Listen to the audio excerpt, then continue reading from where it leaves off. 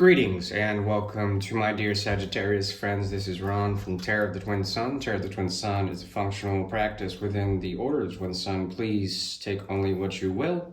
We'll go ahead and get started with a reading for the month of July 2023.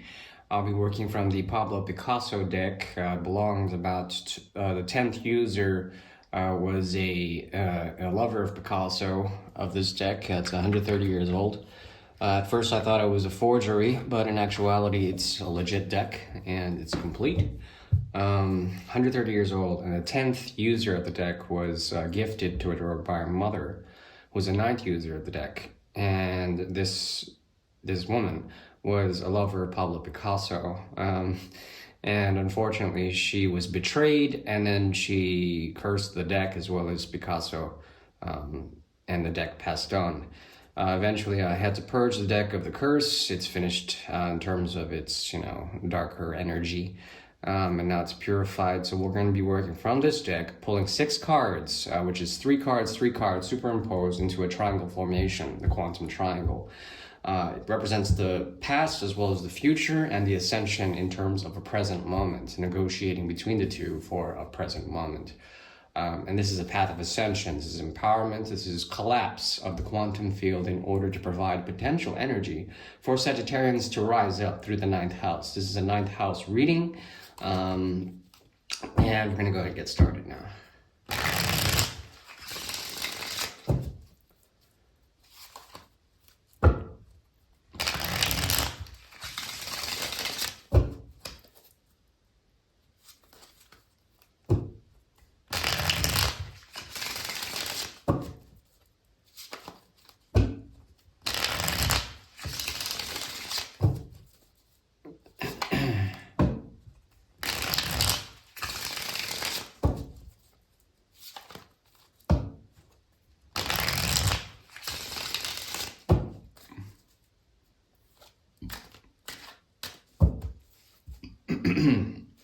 Okay, so there's a slow and steady movement through the energy of Taurus. Towards what exactly? This is an underscoring energy, 9 of Cups in reverse, towards a choice that is inevitable. This has to do with changing dynamo of the world card, all fixed signs. Now, being a mutable sign, there is some flexibility here. What you offer in terms of your slow and steady path towards, I'm going to call it an inevitability. You're going to meet the world head on. Your token is a sacrifice. Your token is an offering. In order to choose something, especially something that may seem inane or banal or boring, choosing this is going to be an inevitability. You have to make a choice. And it's like you give something to get something in order to meet the world head on. This world is coming from a place of tension and collapse and chaos. But it's a new vision. It's a new way to bring in through the moon's energy, particularly the new moon, a token. It's like giving off a job, giving up a position, giving off a reality to choose from a system that is inevitable. The system of Maya, to choose something that is random, a new relationship, a new job, a new position, to meet the world head on, a crazy world. And that is the energy for Sagittarius in the month of July in terms of like an underscoring thing. Now, in terms of ascension, we move from the Death card to the Emperor card. Looks like Major Arcana, Death, to Emperor. And this is the past. Something about you had to go through a cycle of transformation. This has to do with the way you offer up into the future, the way you bring something to the future. This is a sense of nurturing. This is a motherly energy. This is like someone who wants to give you something, but then you transform that. You reap what is given there. And this has to do with sacrificing, transformation through Pluto's energy, Mars as well. The 1st and the 5th house. Okay. Now, when the 1st and 5th house interact, it means that there is something about yourself that goes through a type of self-transformation, okay, that is tied to the 5th house, that is tied to romance, proclivity, the ability to deal with others creatively, celebrating the inner child, stuff like that. And that transforming. It's as if You are growing out of a way of doing things. You are coming into a sense of maturity. This has to do with transformation of the past, of a way of you giving unconditionally to others. The thing is that a part of you still wants to ideally do this, but you're gaining your power in the mode of ascension. The Emperor is here.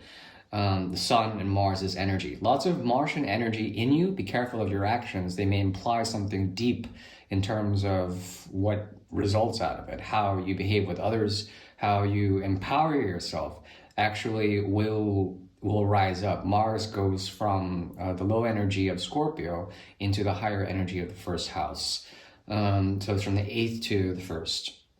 When this occurs, there's a transformation that you've done in the past that has to do with cutting out or transforming this almost conditional or unconditional form of giving.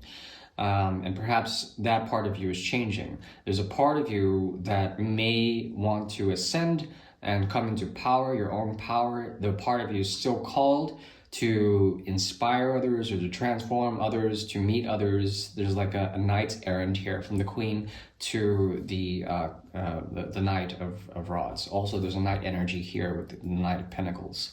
But you're going to meet this world head on. A part of you has no choice but to rise up into the empowerment of the Emperor. Could be that you're also dealing with people who will lead you in a certain way, but you are still called to go back and go through a sense of transformation when it comes to disconnecting from the umbilical, okay? This could be a past relationship, a past energy that is motherly in nature, and then disconnecting from that, the umbilical cord, okay? This is like the nurturing you get from either Mother Earth or the idea of the inner house, the inner sanctum, the mother figure. As the quantum triangle progresses from ascension and the past into the future, we have here a connection that is very strong and potent, and a disconnect. Here's the thing: when the Seven of Cups with the Six of Cups plus the Ace of Cups that shows up in the Queen's hand, it results in the 7, okay? Now with the 7 of Cups, you come into form. You come into the fixed form of Scorpio primarily. There's a lot of Scorpio in the past, in the future tense, 8th house energy. The end of sequences, the transformation, the depth that you seek out is both in the past and the future. I would recommend not to look too far into that, to stay in the present moment and, if you will, negotiate between the future and the past by holding the caduceus, or rather the scepter of empowerment here, as well as the torch being passed back in a quixotic way, in an idealized fashion to the past. So you're caught in between past and future. In the future, there is a sense that a new moon energy may emerge and then force you to deal with different ways of thinking about things, to bend truth or to bend your reality so that you can have a sense of stillness, okay? Look for connections that are mutually beneficial when it comes to especially what you offer, and look for a general sense of goodness in other people and other connections.